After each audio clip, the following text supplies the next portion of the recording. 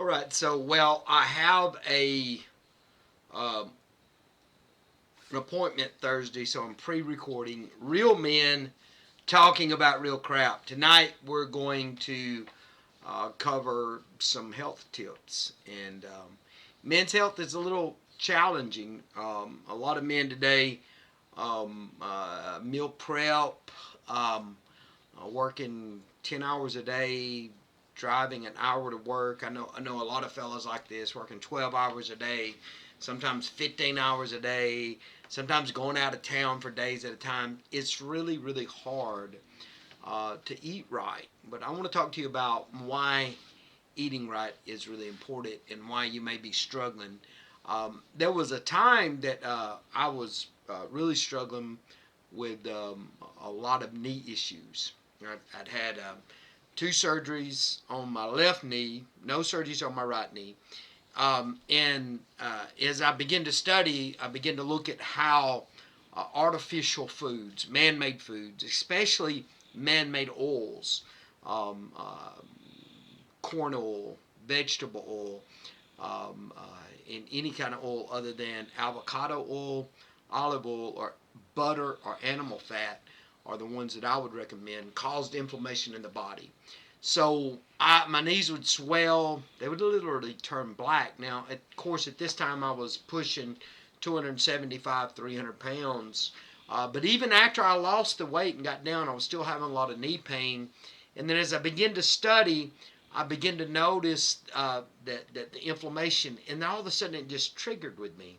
Of course, any foreign substance that comes into your body is going to trigger inflammation. Let me give you a good example. So say you have a blood pressure issue. Um, and blood pressure issues are genetic, but most of the time they're just based on what you eat.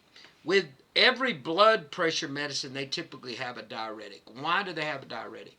I want you to imagine a gallon jug and then a soft rubber hose inside of that gallon jug. And now I've got a fluid inside of the soft rubber hose flowing up and down that rubber hose. But now just say I begin to pump water into that jug. Eventually, the pressure of that water will begin to constrict that rubber hose. That's why they put a diuretic in your blood pressure medicine, is because the issue isn't blood pressure, the issue is water retention. And when we eat these bad foods, when we eat these artificial foods, our body doesn't know what to do with it. So let me give you an example. Say I cut myself and I place a piece of sand under my skin. What's my body's immediate response? To inflammation. Why? To push it out. So what I recommend you do, if you want to get rid of your blood pressure issue, eat stuff that God created. Stuff defined by one word. Now, if you want to mix those two words, that are those two ingredients, that's fine. But when you go to buy chicken, there's not a nutrition label on chicken. We know it's chicken. When you go to buy broccoli, there's not a nutrition label on broccoli. We know it's broccoli. So if you'll eat foods on the outside of the supermarket and not down the aisles, you'll find yourself living a much healthier life. Another thing that we realize is that the addiction of sugar.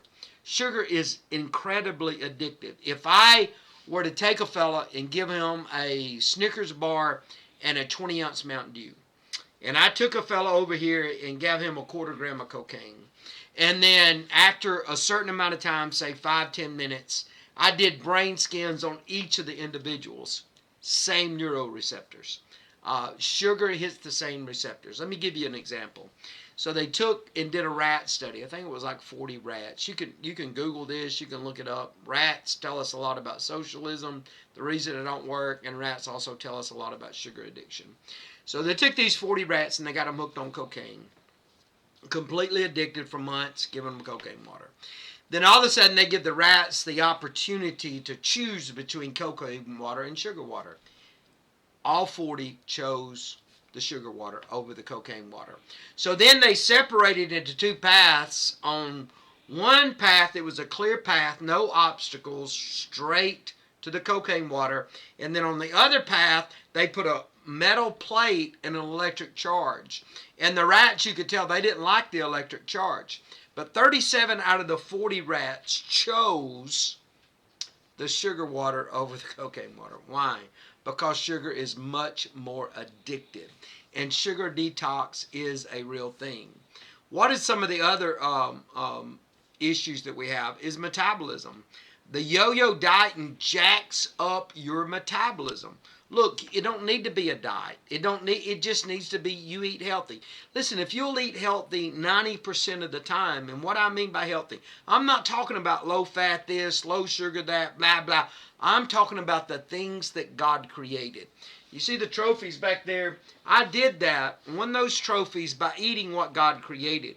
Not by some fad diet, not by this diet or that diet. I did that by eating foods that God created. High fat, complex carbohydrates, and plenty of protein, and ate all I wanted. And went from 300 pounds, stepped on stage at 162 pounds, and took second in my first bodybuilding show, May 2017, at 49 years old. One of the other things that I noticed is that after I really cut back on the bad oils, and we just don't have them here at the house, olive oil, butter, bacon grease is what we use. You say, Ron, you cook in absolutely, yeah, I cook in bacon grease. And I noticed that my knees stopped hurting, so I began to I didn't want to do regular squats because I didn't want to risk the stabilizer muscles. So I got on a leverage squat machine. 300 pounds, 400 pounds, 500 pounds, 600 pounds. My high at 53 years old, I got 675 pounds 3 times with no issues with my knees. Now, I do notice when I don't stay in the gym regular and keep my quad strong and keep the muscles around the knee joint strong, I do notice some knee pain. But as long as I keep those quads strong and keep that so that the muscles support the bones instead of the bone riding up on the bone. Same thing with my core. It's not natural for an over 50-year-old man to be able to get up under close to 700 pounds and squat deep and back up 3 times. That because a lot of that pressure is on your back. But because I do so much core workout, I don't have that issue. But so by doing that, it cut down the inflammation by eating these foods. The metabolism, you got to reset it.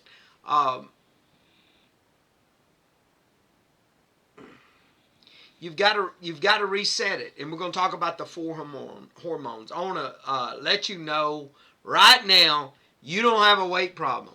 You've never had a weight problem. You could be 900 pounds and watching this. You don't have a weight problem. You have a hormone problem, and the side effect of the hormone problem is extra body fat. So let's talk about it. So our bodies are like hybrid engines. They have 2 fuel sources, carbohydrates and fat. The fat is the best fuel source for your body. The majority of the time, I take in virtually no carbohydrates. The majority of the time. I think, what have I ate today? I've ate some bacon and eggs this morning. Then I made some chili. And with the chili, I did have some stewed tomatoes, no beans, lots of meat. And then I just had more sausage and cheese. Now, let me clarify this. The nitrates in the sausage and the bacon do cause problems with your body. I also will have dark chocolate cocoa powder and half and half in my coffee. But the majority of my time is less than 10 carbohydrates a day. That's the majority of my life is spent like that. And I'm healthy. My blood work is great. My pulse, it runs in the 60s. My cholesterol's in fatty triglyceride, everything. And I eat tons of fat. The problem isn't the fat. The problem is the artificial food. So the ketone bodies are derived from fat. This is why we were designed to store fat as fuel. So think about as we would come out of the Garden of Eden, how would we have been designed to eat? Number one, we would have never ran for long distances. That's the reason long distance runners are so unhealthy. We would have ran sprint, we would have crawled up, climbed up and down rocks and stuff like that, hunting for berries, would have ate berries, seasonal fruit. If we killed something, every part of the animal and just about every veggie we found would have been above ground, and we would have ate it raw. So that's how we were designed. We would have ate nuts. But how do we eat today? Think about the foods that we eat today. Pulverized carbohydrates. So let's talk about the glycemic index. Is a number associated with the carbohydrates in a particular type of food that indicates the effect of these carbohydrates on a person's blood sugar levels. A value of 100 represents the standard and is equivalent to pure glucose. The GI, the glycemic index, represents the rise of a person's blood sugar level 2 hours after the consumption of food. So the glycemic index, we know this now. How quick your blood sugar goes up, because when my insulin level goes up, the insulin tells my body to do what? Store fat. And that's the reason. Listen, it's not complicated. You want to live your best life. You want to be healthy. You want to feel good. You want to stop taking that diabetes medicine. I completely and totally reversed I was about to have to go on insulin shots. Severe type 2 diabetes. High blood pressure. Man, I was taking like 20 pills a day for pill on this pill, on that pill, on that pill. I was able to completely reverse this by eating a certain way. The first thing I had to do is I had to understand that the way I was eating was gluttony, it was a sin, and I needed to repent from it. What I mean by repent, I had to change my thinking about food. Instead of living to eat, I had to eat to live. I still struggle, man. This is something I fight daily. Under stress and the kind of pressure that you're under pastoring, you want to reach for food. Everybody wants to bring you a pie. Everybody wants to I don't want a pie. I don't want cake. Bring me a Boston butt. Bring me a prime rib. You know, if I'm splurging, bring me some cauliflower. Bring me some butter. Bring me some deer meat. Bring me something that I can that's going to promote health in my body. All right, but insulin's not the only hormone that matters. I'm going to explain something to you about why fasting is so important. We got 4 hormones that really, your body's full of hormones, right? A man, you ever notice a man that has that pear shape and the man boobs? That means his estrogen is high and his testosterone is low. He's going to store a lot of fat. What causes a man's testosterone to be low? Doing nothing. You see these Gen Z and millennials, not at Short Creek. No. They're going to mule up at Short Creek. You're either going to get to work or I promise you're not going to be able to stand the heat. You're going to get a job, you're going to work out, you're going to eat right, you're going to do something, because the pressure, not just me, but the pressure of the collective of men, who not because we want to look good, because we want to be the best fathers, the best husbands, the best ministers that we possibly can. So we take care of our temple. Don't get me started on that. I don't go there. So the inactivity, laziness decreases your testosterone and increases your estrogen. I notice in prison, man, these dudes are jacked. I'm like, man. And being a guy that knows a little bit about steroids, unfortunately, maybe we'll put that in the new book. We'll definitely put that in the new book. But I watch these guys and I'm like, man, it looks like they're on juice. And then I got to doing some research. It wasn't that they're on juice. They were in a hostile environment, and their testosterone was raised. And the more they worked out, the more their testosterone went up. THC. Listen to me. THC increases your estrogen and pushes your testosterone down. That's the reason potheads have man boobs. Just go ahead and throw that out there. So the testosterone is important. Look, if you're over 40, go to your what do they call it? Urologist. Have your testosterone checked. Get on a weekly shot. I did it for a long time. I quit it 4 or 5 months ago, trying to build my testosterone back up naturally. But you know, it's okay for women to take an estrogen pill, but it's not okay for a man to take a testosterone shot. Yup, stop it. I don't even hear that garbage. The first hormone I want to talk about, we talked about insulin. When we eat something that has a higher glycemic index, let me tell you, corn syrup, and you look at it. Look on the back. Become a food label ninja. Look on the back of ketchup.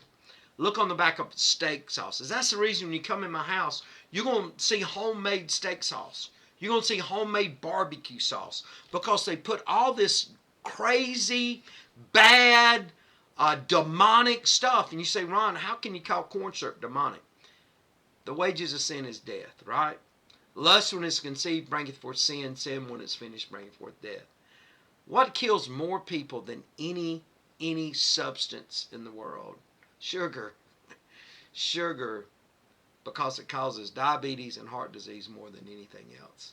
So I don't want to tell you, man, and I'm not trying to condemn you. I'm just trying to, real men talking about real crap.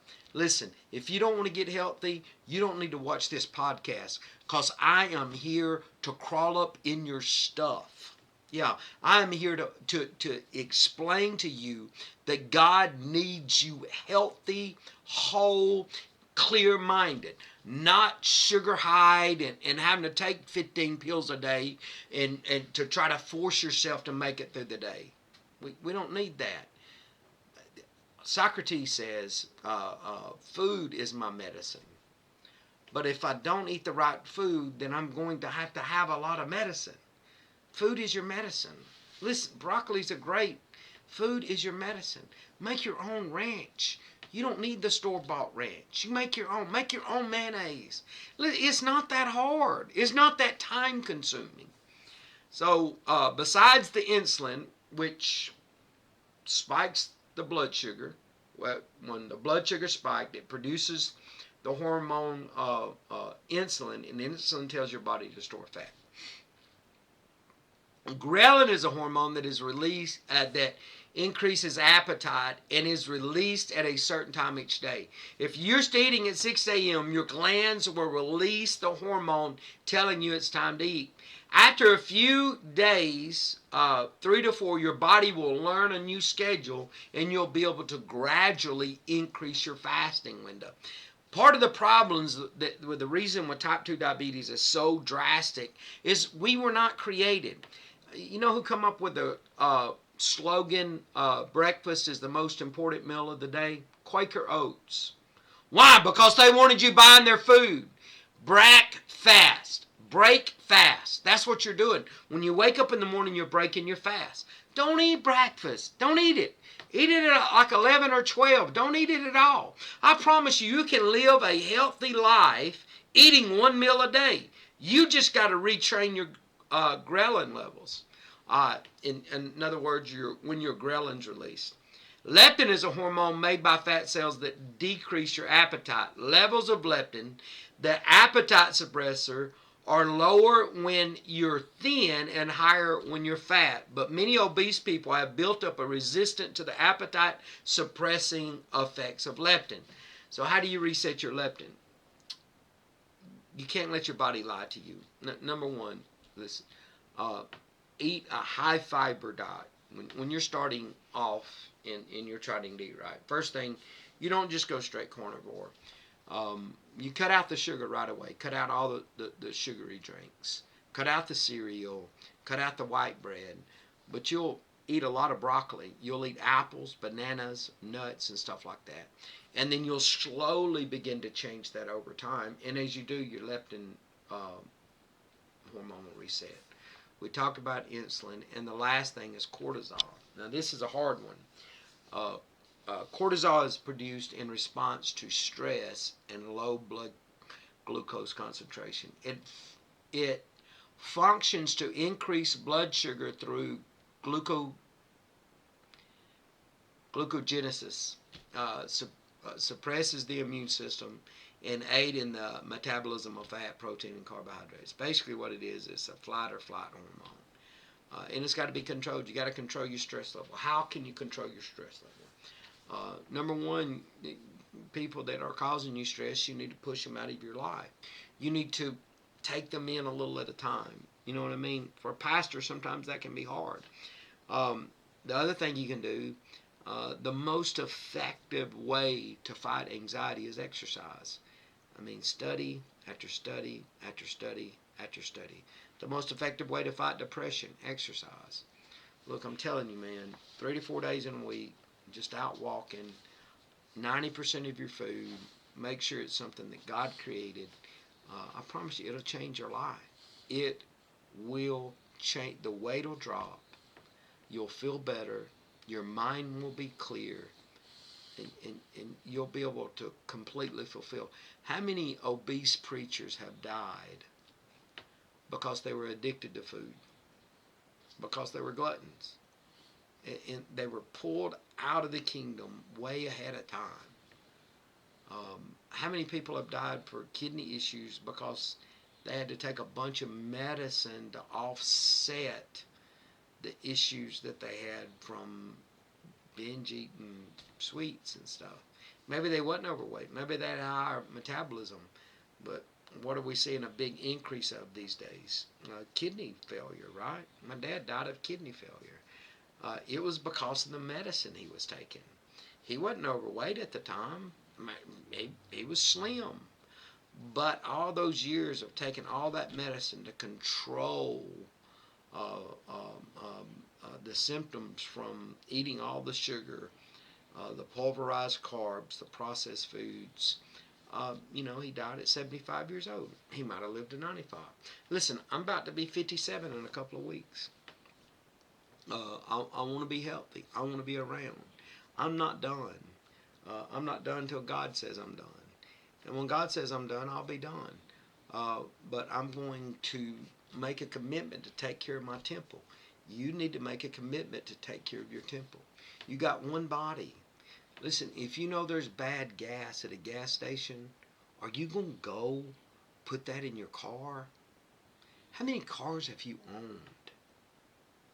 You got one body. Take care of it. Anyway, God bless y'all. I hope this helps you. This will be released on Thursday.